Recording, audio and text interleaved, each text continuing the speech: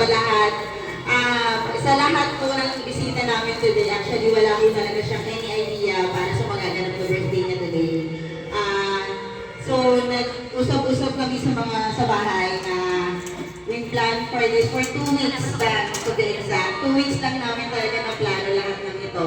And thank God, binigyan tayo ng, even though na umuulan, binigyan tayo ng magandang panahon at nakapunta kayo lang dito, yung may all the way to Cavite, ayan, yung mga kapitbahay namin, yung mga malalapit sa puso namin, ayan. So, ganyan ka namin kamahal.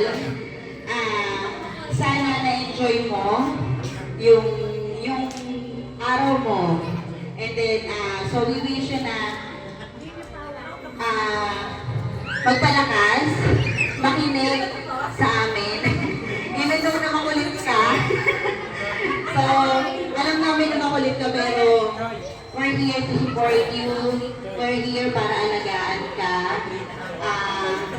Hindi kami magsasawang paalalahanan ka kung ano yung dapat at hindi dapat, kung ano yung mga gamot mo.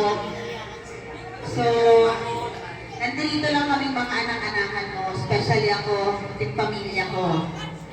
Nandito lang kami, mahal na mahal na mahal na mahal na namin. Dami nun ah. Yun lang, I love you. Thank you so much. Ngayon, tapos na lahat ng program natin.